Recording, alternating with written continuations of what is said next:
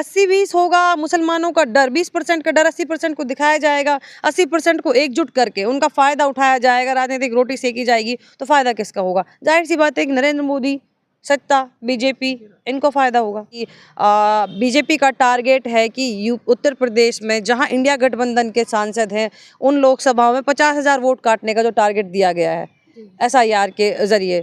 तो ये कहीं न कहीं यूपी इलेक्शन की और लोकसभा इलेक्शन में किस तरीके से इन्होंने डकैती डालनी है, जैसे इन्होंने बिहार में डाली है, उसकी एक शुरुआत है, उसकी बिसात बिछाई जा रही है। नमस्कार, मैं प्रियंका और मेरे साथ नेहा खान जी हैं। इनसे बातचीत करेंगे। जिस तरह से आप सभी ने देखा कि एक यात्रा शुरू होती है, उसको लेके देश भर में चर्चा चलती है, हिंदू राष्ट्र की बात कही जाती है और हिंदू पद यात्रा के नाम से वो यात्रा होती है। तमाम अभिनेता चरण चुम्बन करते हैं ऐसे बाबा का और कहते हैं कि हिंदू राष्ट्र कायम होना चाहिए। मैम, आप कैसे देख रही हैं? देखिए जो सब कुछ हो रहा है कहीं न कहीं राजनीतिक रूप देने का काम किया जा रहा है।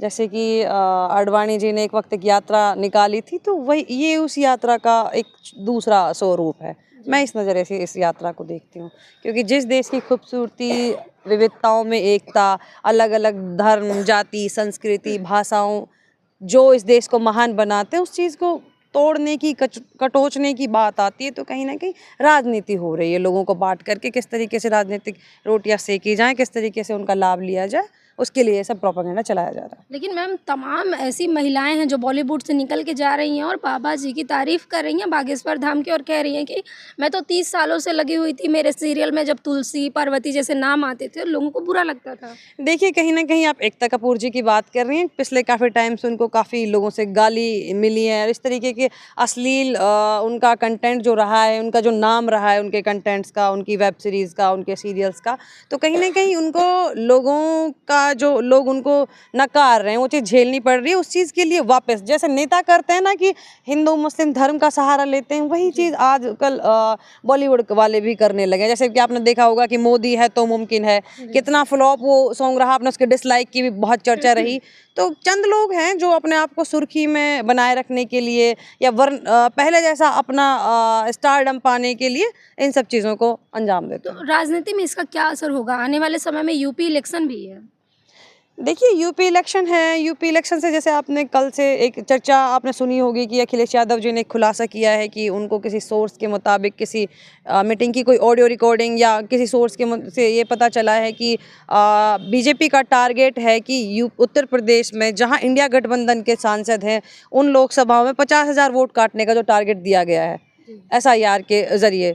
तो ये कहीं न कहीं यूपी इलेक्शन की और लोकसभा इलेक्शन में किस तरीके से इन्होंने डकैती डालनी है, जैसे इन्होंने बिहार में डाली है, उसकी एक शुरुआत है, उसकी बिसात बिछाई जा रही है। लेकिन इलेक्शन कमीशन तो कह रहा है एसआईआर जरूरी है। जो घुसपैठिए हैं, जो बाहरी लोग हैं, उनकी पहचान होनी चाहिए। अब ये देखिए ना कि हाँ, मैं इसमें एक चीज़ और जोड़ूँ कि एसआईआर जो है उसको आप एनआरसी का एक कदम समझ सकते हैं।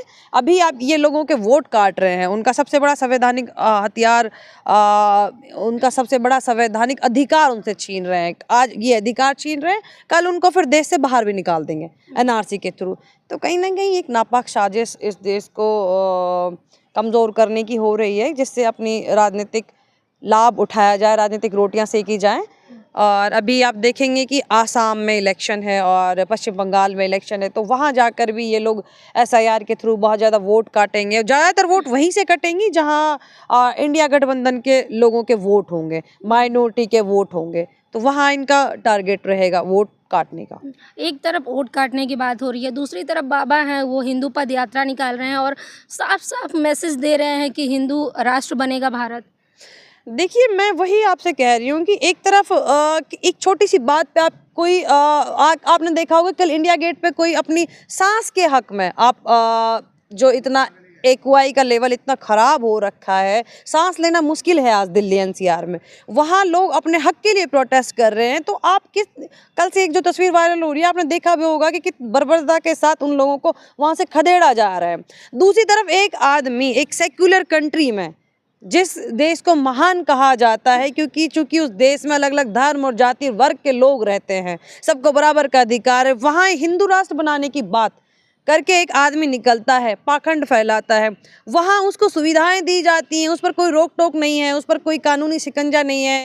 कोई कार्रवाई नहीं हो रही है, दूसरी तरफ एक आदमी अपनी सांस ऑक्सीजन के लिए अपने हक के लिए लड़ रहा है, तो आप उसके साथ इतनी बर्बरता कर रहे हैं। आखिर किस तरफ हमारा देश जा रहा है? लेकिन बाबा तो मैसेज दे रहे हैं ना, कह रहे हैं जाति पाति को करो विदाई, हिंदू हिंदू भाई भाई। देखिए वो एक तरफ कुछ और कहते हैं, दूसरे ही पल बदल जाते हैं। एक तरफ कहते हैं कि हिंदू राष्ट्र बनाने के लिए निकला हूँ, हिंदू राष्ट्र बनना चाहिए, दूसरी तरफ कहते हैं कि मैं तो इस तरफ इसलिए निकला हूँ कि सभी जातियों में जो लोगों में जाति पाति का जो जहर है सब मिल के रहें, ऊंच नीच ना करें, इसलिए निकला हूँ। फिर दूसरी तरफ फिर कहते हैं कि हिंदू राष्ट्र बनाना है, ऊंची जाति नीची जाति वो सब बात कर जाते हैं। तो उनका जो मानसिक संतुलन है, मुझे तो उसमें थोड़ा प्रॉब्लम समझ में आता है। ये कैसे प्रधानमंत्री अपना छोटा भाई बताते हैं?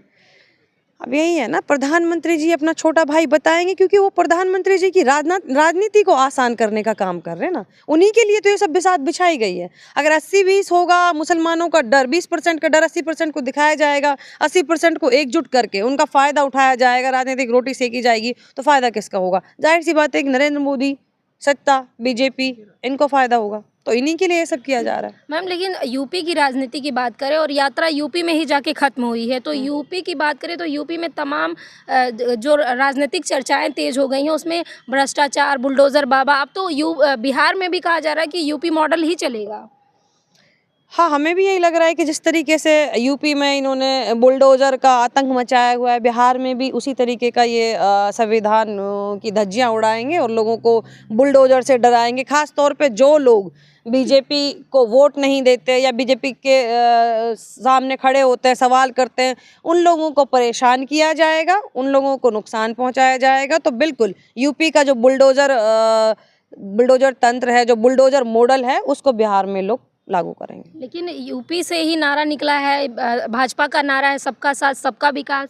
देखिए, सबका साथ सबका विकास नहीं, इस देश का विनाश। मुझे तो लगता है कि इन लोगों का नारा यही है कि इस देश की एकता और अखंडता को नुकसान पहुंचाना और इस देश का विनाश करना। और ये अगर इसी तरीके से इस देश की एकता को और अखंडता को नुकसान पहुंचाते रहेंगे तो एक दिन देश का बहुत बड़ा नुकसान ये लोग कर देंगे। और हम आज उस मुहाने पर खड़े हैं कि विश्व में हमारी इज़्ज़त जो पहले हुआ करती थी वो आज हमारी इज़्ज़त नहीं है। हमारी ख्याति को बहुत भारी नुकसान बीजेपी सत्ता ने पहुंचाने का काम किया है। और अगर अभी भी इसी तरीके की चीज़ें चलती रहेंगी तो कहीं ना कहीं भारत को बहुत नुकसान उठाना पड़ेगा। लेकिन मैम राजनीति तो कुछ और ही कह रही है ना, जिस तरह से जीत के आ रही है भाजपा। देखिए, हिंदू मुस्लिम की जो चटनी चटाई जाती है उससे अब तक ये लोग सत्ता में बने हुए हैं, लेकिन कहीं ना कहीं वो धीरे धीरे बेअसर होना शुरू हो गई है। लोग महंगाई से, बेरोजगारी से, जो रोज के जो मुद्दे हैं, सीधे जिन मुद्दों का जनता से सरोकार है, लोगों का ध्यान उस तरफ जाने लगा है। और धीरे धीरे इसीलिए इन्होंने अब दूसरे हथकंडे अपनाने शुरू कर दिए हैं, जैसे SIR, वोट काटना, ये सब चीज़ें इसीलिए की जा रही है। बाबा की जगह क्या होगी? आखिरी में बता दीजिए, धीरेन्द्र शास्त्री जो हिंदू राष्ट्र की मांग कर रहे हैं और यात्रा निकाल के भड़काऊ भाषण दे रहे हैं, ऐसे में बाबा की जगह कहाँ है? देखिए, अगर आज धीरेन्द्र शास्त्री की जगह कोई मुस्लिम, कोई सामाजिक या कोई नेता इस तरीके की कोई यात्रा निकालता, या कोई आदिवासी या पिछड़ा, अति पिछड़ा कोई इस तरीके की यात्रा निकालता कि पिछड़ों को एक करना है या सत्ता से लड़ना है, या कुछ भी इस तरीके की कोई और यात्रा निकलती, तो ये लोग अब तक उनको UAPA लगा करके अंदर डाल चुके होते हैं। लेकिन आज जब धीरेन्द्र शास्त्री जी हिंदू राष्ट्र बनाने की बात करते हैं एक सेक्युलर कंट्री में, तो आज उन पर कोई कार्रवाई नहीं की जाती, बल्कि उनको सराहा जाता है। उनको छोटा भाई मोदी जी, जैसा आप कहती हैं कि उनको मोदी जी अपना छोटा भाई बताते हैं, लोग उनके पास नतमस्तक होने जा रहे हैं, तो ये सब चीज़ें ठीक नहीं है। देश के लोकतंत्र के लिए, इस देश के संविधान के लिए ये सब चीज़ें नुकसानदायक है। शुक्रिया मैम। धन्यवाद। तो देखिए, उत्तर प्रदेश और बाबा बागेश्वर की बात करें तो तमाम चर्चाएं चल रही हैं। एक तरफ कहा जा रहा है कि बुलडोज़र एक्शन बहुत अच्छा है और बिहार में भी लागू होगा, वहीं दूसरी तरफ हिंदू राष्ट्र की जब बात होती है तो हिंदू राष्ट्र में तमाम सवाल अपने आप उभर के आने लगते हैं। आपको क्या लगता है? कमेंट बॉक्स में अपनी प्रतिक्रिया जरूर दीजिएगा। धन्यवाद।